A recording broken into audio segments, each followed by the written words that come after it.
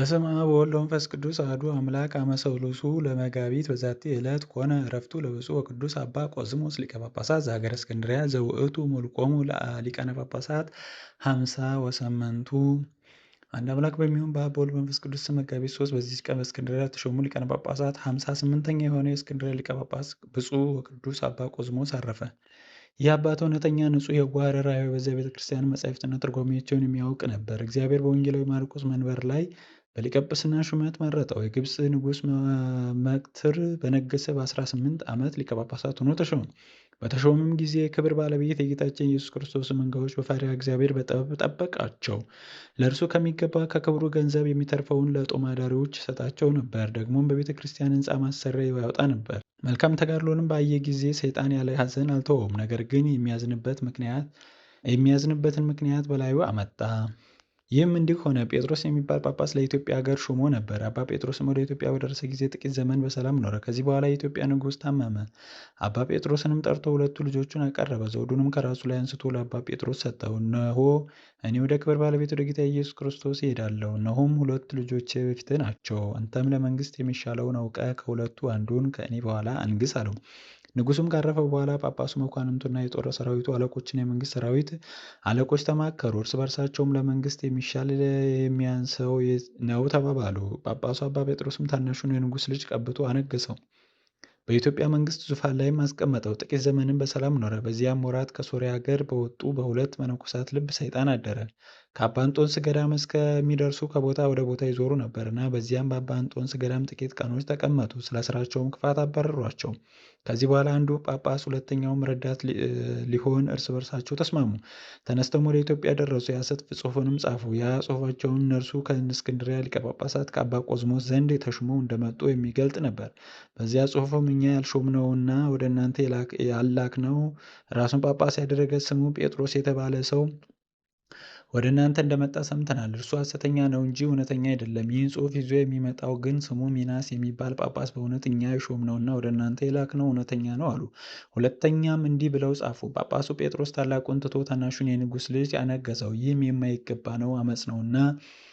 እሊህም ክፉዎችና ሐሰተኞች ሁለቱ መነኮሳት ሚናስና ፊቅጦር የሐሰት ጽሑፋቸውን ሳይጽፉ ወደ ጳጳሱ ጴጥሮስ ደርሰው ወርቅ ይሰጣቸው ዘንድ ፈለጉ። እርሱም ምንም አልሰጣቸውም። ይህንም የከፋና የረከሰ ሥራ ሰይጣን አስተማራቸው። የሐሰት ደብዳቤም ጽፈው ወደ ታላቁ የንጉሥ ልጅ ወሰዱ። እርሱም ከጥቂት ሰዎች ጋር ለብቻው ይኖር ነበር። እነዚያም የሐሰት ደብዳቤዎች ባነበቡለት እጅግም ደስ አለው። ከዚህም በኋላ ብዙ ሰራዊት ሰብስቦ ለያን የሐሰት ደብዳቤዎች በፊታቸው አነበበላቸው። ከንጉሥ ወንድም ጋራም ጦርነት ገጥሞ ድል አደረገው። ወንድሙንም አሰረው፣ የመንግስቱንም ስልጣን ያዘ። እንዲሁ የጳጳሱን ጴጥሮስን አሰረው፣ በሩቅ አገርም አጋዘው። ያንንም ሐሰተኛ ሚናስን በጳጳሱ በጴጥሮስ ፈንታ አስቀመጠው። ከጥቂት ቀንም በኋላ ሐሰተኞች ፊቅጦርና ሚናስ እርስ በርሳቸው ተጣሉ። ፊቅጦርም በመንበረ ጵጵስና ያለውን ገንዘብ ሁሉ ሰርቆ ወደ ግብፅ አገር ሸሽቶ ሄደ። ክብር ይግባውና ጌታችን ኢየሱስ ክርስቶስንም ካደው። ከመንበረ ጵጵስናውም የሰረቀውን ገንዘብ ሁሉ እግዚአብሔርን የማይወደውን ሥራ በመስራት አጠፋው። ሊቀ ጳጳሳት ቆዝሞስም ሐሰተኛ ሚናስ ያደረገውን በሰማ ጊዜ እጅግ አዘነ። ደብዳቤም በመጻፍ አውግዞ ለየው። የኢትዮጵያ ንጉሥም ሰምቶ እጅግ አዘነ። ሐሰተኛውን ሚናስን ይዞ ገደለው። ጳጳሱ ጴጥሮስንም ከተሰደዱበት መልሱ ዘንድ መልእክተኞችን ላከ፣ ግን ሙቶ አገኙት። ይህም ነገር በሊቀ ጳጳሳት በቆዝሞስ ዘንድ ተሰማ። ሁለተኛም ጳጳስ አልሾመላቸውም። ከእነርሱም በኋላ የነበሩ ሊቃነ ጳጳሳት አባ መቃርስ፣ አባ ታውፋኒዎስ፣ አባ ሚናስ፣ አባ አብርሃም በእነዚያ ዘመን ከ911 ዓመተ ምህረት እስከ 995 ዓመተ ምህረት ድረስ 84 ዓመታት ያህል ለኢትዮጵያ ሰዎች ጳጳስ ተሹሞ አልተላከላቸውም። የኢትዮጵያ ንጉሥ ግን የጳጳሱ የጴጥሮስ ረዳት የነበረውን ወስዶ በመምህር ፋንታ ጳጳስ ሆነህ ተቀመጥ አለው። እርሱም እኔ ጳጳስ ልሆን አይገባኝም፣ የሐዋርያትንም ሥርዓት ተላልፌ ይህን ሥራ አይቻለኝም። ግን ልቀቀኝና ወደ ግብፅ ልሄድ፣ ጳጳስ እንዲሾምላችሁም ሊቀ ጳጳሱን እለምነዋለሁ። ከዚህ በኋላ ወደ እናንተ እመለሳለሁ እያለ ንጉሡን ማለደው። ንጉሡም ወደ ግብፅ እንዲሄድ አላሰናበተውም። ያለ ውዴታው ወስዶ የጵጵስናውን ልብስ አለበሰው እንጂ የጵጵስናውንም ሥራ እንዲሠራ አደረገው። አባ ቆዝሞስም እጅግ ሸመገለ። ሹመቱንም ዘመን ድህነትና ሰላምን የተመላ ነበር። በወንጌላዊ ማርቆስ ወንበርም 12 ዓመት ኖረ፣ በሰላም አረፈ። እግዚአብሔርም በጸሎቱ ይማረን ለዘላለሙ አሜን። ሰላም እብል ለሊቀ ጳጳሳት ቆዝማ ሰብሐተ ልዑል ዘይቄድስ አምሳለ ኪሩቤል በዜማ እንበለ ምክንያት አሃዱ ለብሔረ አጋዚ አመ ተቃውማ በዝሃ በሲመቱ ለቤተ ክርስቲያን ሰላማ ወለእብሬቱ በሰናይ ፈጸማ።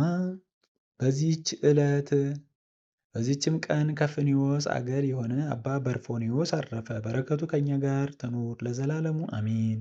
ሰላም ለከ በርፎኒዎስ አብ ምሉሃ ጥበብ ሰላም ለከ በርፎኒዎስ አብ ምሉአ ጥበብ ከመማይቶዝ አስተርአይከ ለሀገረ ፍኒዎስ ህዝብ ለመርአ ስምከ ሀበ ይትገበር ከብካብ ረስየኒ እትረከብ በልብስ እጹብ። በስመ አብ ወወልድ ወመንፈስ ቅዱስ አሐዱ አምላክ አመ ረቡዕ ለመጋቢት በዛቲ ዕለት ኮነ ማኅበረ ጉባኤ በደሴተ አሞር በእንተ ሰብአ እኩያን ዘይሰመዩ ስቱፋነ አይሁድ። አንድ አምላክ በሆነ በአብ በወልድ በመንፈስ ቅዱስ መጋቢት 4 በዚህች ቀን የአይሁድ ተሳታፊዎች ስለሚባሉ ክፉዎች ሰዎች በአሞር ደሴት የአንድነት ስብሰባ ሆነ።